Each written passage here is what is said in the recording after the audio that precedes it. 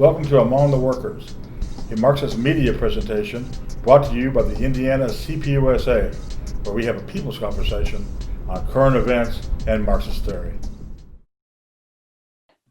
So this week I'm bringing you the rather short read, but it's pretty interesting and practical reading by Mao Zedong on combat liberalism. So because this is a pretty old article, yet I find it somewhat related to our current struggle and place in the struggle in the United States, so I will be presenting you some historical backgrounds, and we can discuss a little bit afterward. Okay, I'm sorry. Okay. Yeah, so I will first introduce the background and context and also the significance of it to our struggles today, and then I'll briefly introduce the content, and we can have a final discussion of what do we learn from it and what can we do about the question it raised. So background and context. This article was written by Mao Zedong in September 1937 and was published in 1943. During this time, China was deeply entrenched in the imperial Japanese invasion. So that is a huge context there. And also, after losing their urban organizations and a large portion of their military force to Kuomintang's bloody persecution in the 1920s and 30s, CPC has found their foothold in Yan'an, which is rural Shanxi province. They were thriving in rural China, but their kind of connection to the narrower definition of working class have been diminished. And because they were in this kind of a perilous space, the need to form a popular front against both Imperial Japan and the anti-revolutionary influence of Kuomintang was extremely high. Also, we need to know that the liberalism discussed here is not the same, although it's related to the political alignment of liberalism in the US today. It is rather a liberal tendency in personal conduct, but it is related and could contribute to the political alignment. Also, and I thank Eric for bringing up this question, the ceaseless ideological struggles is probably something lost in translation, but it means a class struggle in the field of ideas, which includes, first, it includes personal development on theory and thought. It includes a party strategy and tactics, and how we can go back and forth on how better to approach our struggles. Also agitating or radicalizing the masses, and finally fighting against enemy propaganda. These are all related to the ideological struggles that this article covers. So why do I bring up a 80 or 90 years old articles for today? So because America is in a crucial time of history, as we have previously discussed it. The combat of idea is in our efforts to form a popular front against the dangerous tendencies towards neo-fascism that we are seeing today. Also, liberalism is already pretty detrimental to the unity of working class and the popular front. As many of us know, our party itself has suffered from liberalism tendencies in the past and somewhat today. Yet, individualism is deeply seated in the American psyche, making liberalism especially appealing to the left-leaning people. So I bring up this article not as a kind of personal attack or a criticism or something. Well, it should be a criticism, but not in a bad way. Constructive criticism, I should say. We're likely all guilty of liberal behaviors at some point in our life. So this is brought up as an encouragement and guideline for self-improvement and our improvement as a party organization. And I believe that the Communist Party should be a structural and safe environment for criticism and self-criticism to happen. So that's kind of the background and significance. So what are the liberal behaviors this article brought up? Mao listed 11 major types of liberal behaviors, but I think they can be grouped into, there are also maybe some overlaps. They can be grouped into three categories. One is the pacifist behaviors, one is the egoist behaviors, and the third is the passive behaviors. So these are the liberal tendencies. So let's break them down. one by one. So pacifist behaviors. CP members are expected to engage in active criticisms of ideas, the kind of battlefield of ideas I previously mentioned. So in the party settings, it is a structural improvement of the collective and the self. They should not be antagonized against each other, but should be integrated. And also among the people, we should constantly engage in active criticism of idea and active struggles among the people in order to outreach and build the popular front. So the pacifist behaviors are a kind of big feature is to avoid confrontation, criticism. So one of them is to let wrong ideas among the party slide because of, for example, fear of confrontation or conflict, or unwillingness to criticize friends or loved ones, such as the type 1 suggested. It could also be established as letting wrong ideas in the society slide because of, again, fear of conflict, confrontation, or, they won't listen, I'm not in a position to criticize them, who am I to, whatever. So that is the kind of pacifist behaviors in the ideological struggle. And we can later talk about what other pacifist behaviors can we think of. Can you guys bring up some of the pacifist behaviors? Please unmute yourself if you do. No? All right, let's move on. Then is the egoist behaviors. So CP members, while not outright required to be selfless, because we're all human, we all have some self, but we need to put the self aside when we're doing party work. We should not put ourselves in an antagonist position. The egoist behaviors are gossiping and spreading rumors, holding grudges, sowing discord, and distort and disrupt party agenda or party work for their own pride or personal grudges, serving their own interests or liking, asserting their own dominance or authority, basically just distorting the party's direction or their struggle for their self. Then is the third category, which is passive behaviors. So CP members need to adhere to party disciplines, and this is what we are, different from, just any other progressive organizations, is that we have disciplines and structure, and we need to work with structure, principle, and zeal.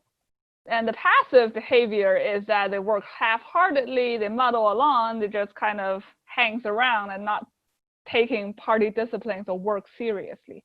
They don't actively engage in with the masses by not spreading the message, not engaging in combat of ideas among the masses, not reporting important happenings to the party, also not self-improving, not correcting their own mistakes.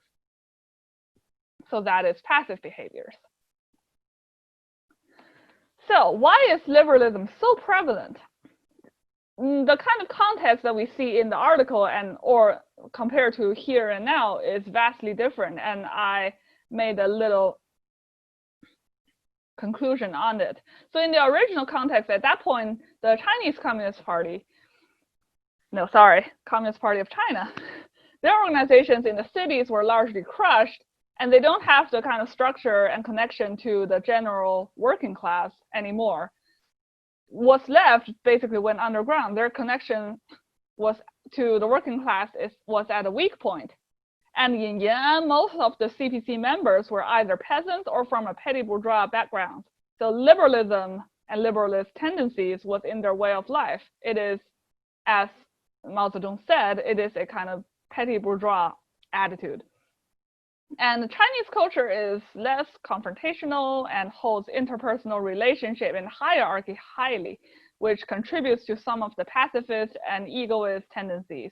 For example, not willing to criticize your superiors, not willing to criticize your loved ones, that kind of thing.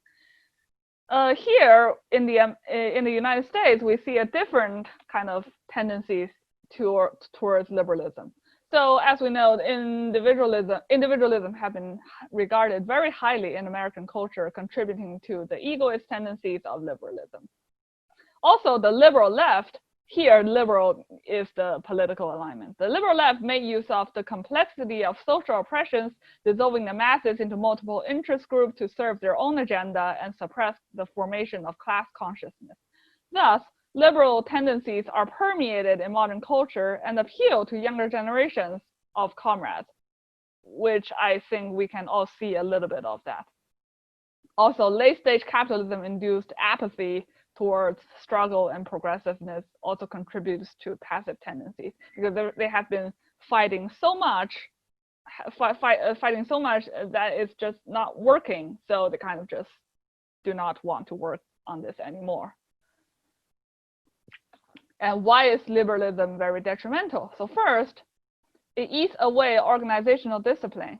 It disrupts class unity and dissolves the popular front. It is selfish, which is in opposition to the collective nature of communist struggles. It also opportunist, which disrupts the strategy and unity of communist struggles. Liberalism is also corrosive to Marxist struggles in practice. We all see that in the, I don't know, Twitter communism and whatnot. They talk Marxism, but practice liberalism. They apply Marxism to others, but liberalism to themselves. They adhere to Marxist principles and the dogmas, but they don't necessarily practice them in real life, which then, what is it good for? Liberal tendency also leads to ideological, political, and organizational liberalism, which is the liberalism that we know and do not like today. Liberalism stems from petty bourgeois selfishness. It placed personal interests first and the interests of the revolution second. And this gives rise to ideological, political, and organizational liberalism, quote Mao Zedong. And maybe the most dangerous of all, liberalism is indirectly helping the enemies. Because it is corrosive to Marxist-Leninist organization and discipline, it makes us a weaker opposition to the enemies. It makes us a weaker threat to the enemies. Liberalism is detrimental to the formation of class consciousness and popular front, and the liberal value make way for enemies to convert individuals out of the movement. So therefore, the enemies like to see liberalism among our ranks and encourage liberal tendencies in our organization and rhetoric.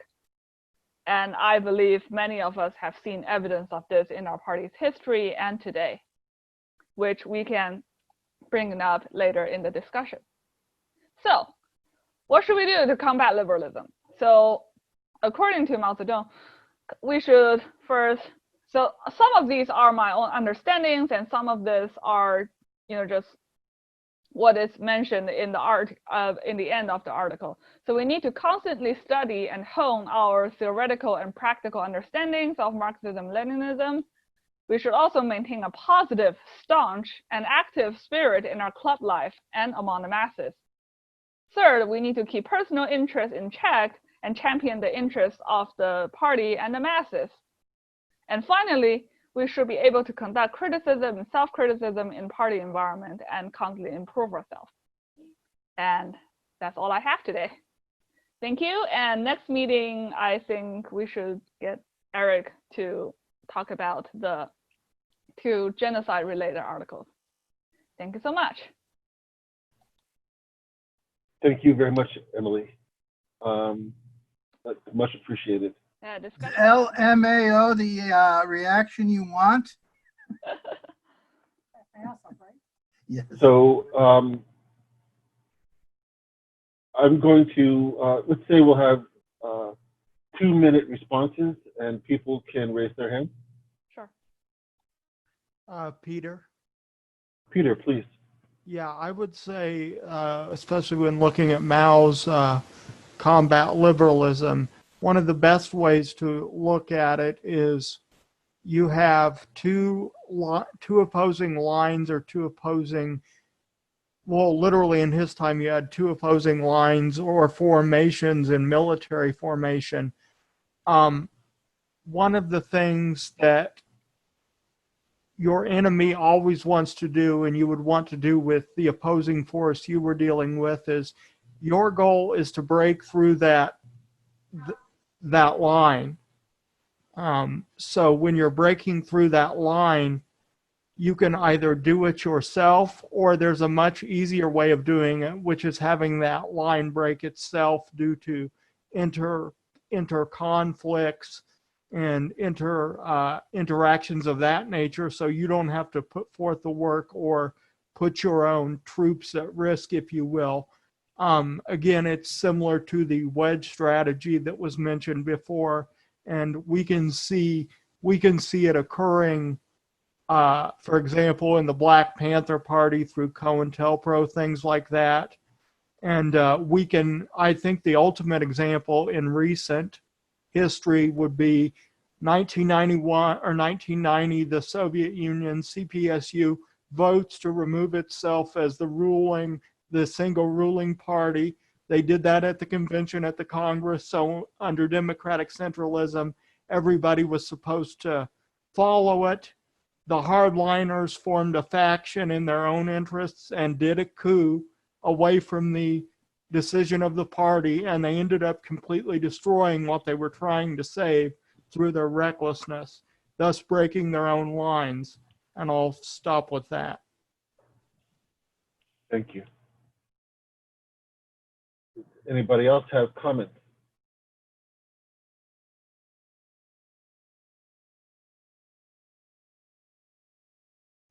I just want to say that I appreciate what Peter said very much, is that this is introducing liberalism within the revolutionary ranks is a favorite strategy of whatever enemy. And we have already seen that historically it has been very dangerous to not only the Black Panther Party and also CPSU. So thanks, Peter, for bringing it up. Very spot on. I want to thank Emily for the presentation. The problem I have is that when Mao wrote that, it was in a completely different context. So, for instance, classic liberalism in the West was the defense of capitalism and the identity with capitalism as progress. That's not the kind of liberalism I think Mao was talking about. And I think if we're going to talk about it, we have to distinguish in the way we talk about it from what people in the West consider political liberalism, which is not so much a matter of psychology or individualism, rather it's a political theory formed to justify the dominance of capitalism as a social system. So, as interesting as this was, I think we have to be careful not to confuse the two when we talk to other people. I want to reply on Mike B on that comment, which is Emily, could you speak closer into your mic? Oh, okay. I want to comment on what Mike B said, very spot on, and I am well aware of this kind of not only just different definition of it, but also, some of it is lost in translation. And I really couldn't think of any better ways to translate and distinguish the two kinds of liberalism into Mandarin. So that is why throughout the PowerPoint, I mostly used liberal behaviors or liberal conducts, that kind of thing. So yeah, we do have to be very careful when we discuss this. But I do think there are some of them, especially in the kind of petty bourgeois behavioral tendencies, they are somewhat related and making people vulnerable to be won over to the kind of political liberalism. Yeah.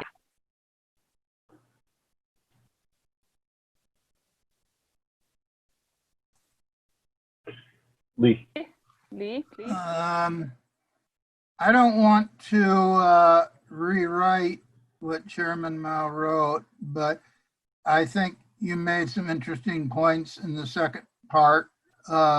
where you were talking about the kind of liberalism we have to combat against today. Like Mike said, that doesn't, it means something different.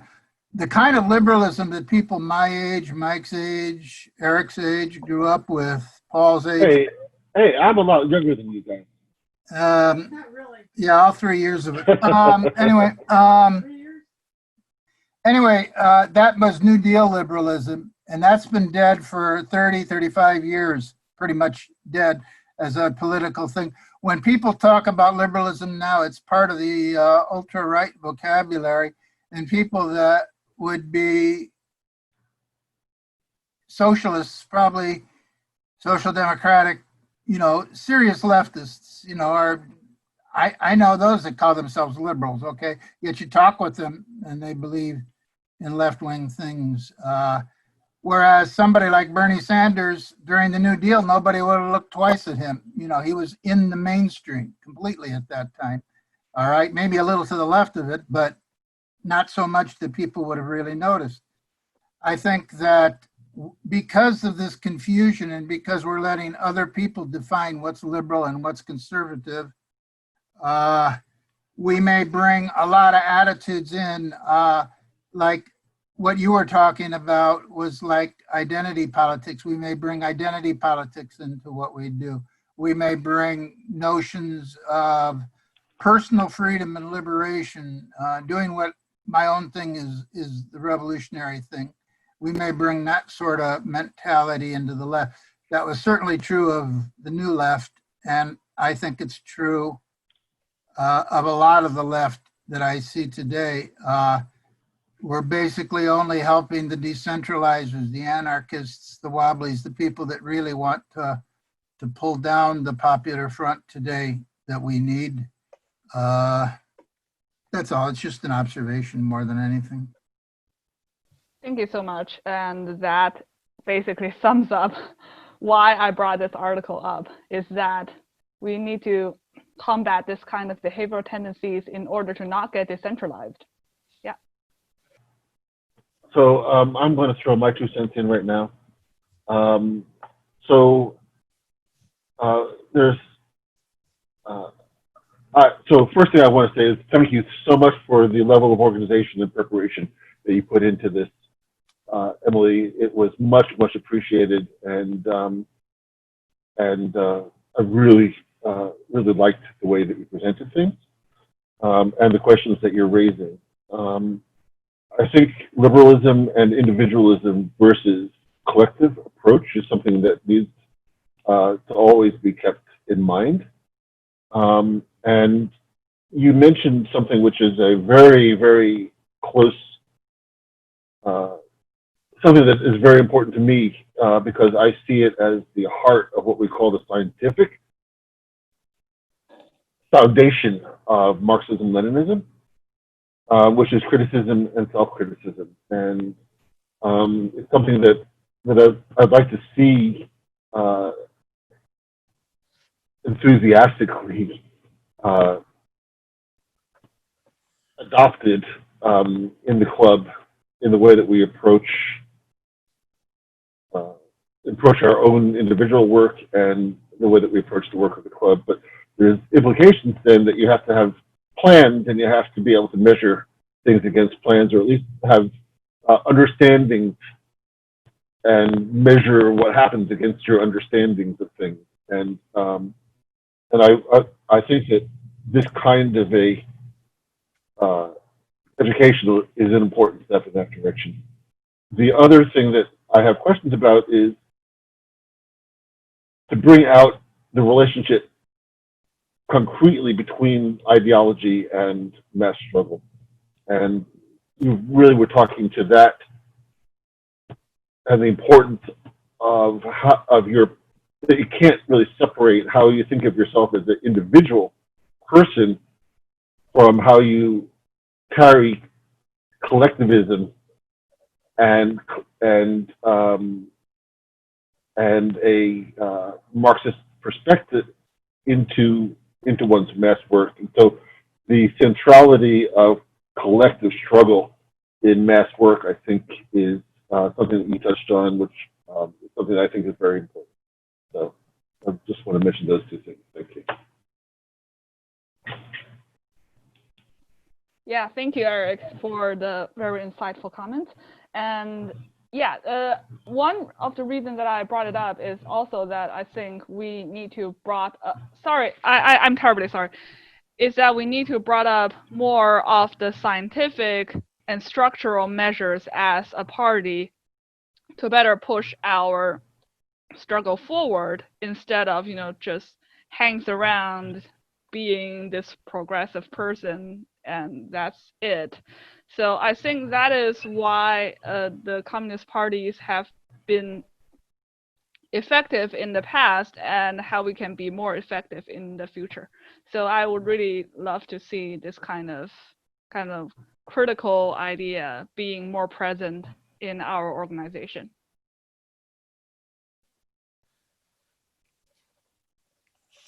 I want to tell a story. Emily and Peter and maybe Jason, or Rob, you don't know, but there was a leading comrade named Claude Lightfoot. He was from Chicago. He was an African-American comrade, and he moved to Indiana in the last years of his life. And he had an expression that focused in how not to be collective. His expression was, I'm going to self-criticize you to death. Meaning many people would use the cover of self-criticism really to attack somebody else. And that's petty bourgeois individualism carried to a degree, but it certainly is not something we're unaware of in the party. So I like the emphasis in Emily's presentation that pointed out what I think Eric just talked about. The role of the individual in the collective is not to be the star, it's to contribute to the joint resolution of whatever question we're talking about. Thank you. I think that says it really well. For those of you who never met Claude, you really missed some. He had many sayings, but he was a great comrade, and he was a leader in the party in the south side of Chicago for years.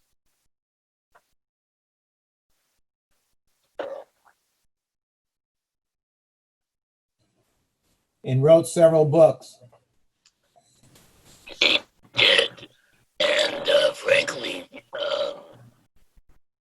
his books are very among the best party sources on the issue of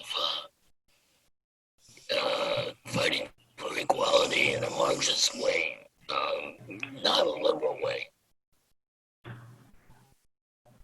Yeah, I really appreciate that.